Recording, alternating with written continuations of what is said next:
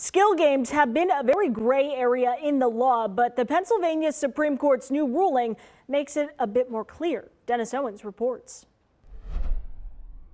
The Pennsylvania Supreme Court basically said skill games are slot machines and should be regulated as such. Skill games are those machines that have proliferated across PA, not just bars, restaurants, and VFWs, but convenience stores, even laundromats. They were allowed to operate because a Commonwealth Court ruling said they are different from slot machines and therefore beyond the reach of the Gaming Act and the Crimes Code. The Supreme Court, though, rejected that, called that interpretation deeply flawed.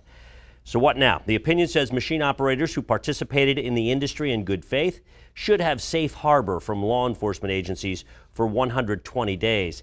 It also urges lawmakers to create a law and fix the issue. And we expect that to happen since budget negotiations are underway in the month of June and taxing and regulating skill games estimated to generate $1 billion for state coffers. So the machines are not going to disappear. They may tweak where they're allowed or how many of them are allowed to be. But the state needs cash. Some lawmakers were looking for clarity from the courts before moving ahead with a law. They have that clarity now. In the newsroom, I'm Dennis Owens.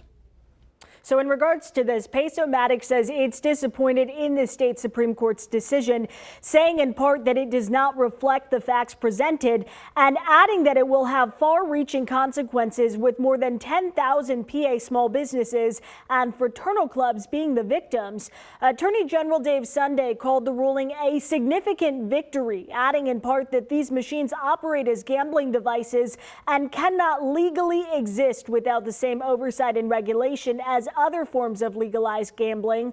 Pennsylvania Senate GOP leaders said in part, quote, the proliferation of skill games is a matter of public safety, and they believe gaming reform is a crucial piece of resolving this year's budget. Hi, I'm Eric Finkenbinder from ABC 27, and we're excited to announce the new ABC 27 News Plus app. Live stream newscasts or watch content on demand. This is different than the ABC 27 app on your smartphone.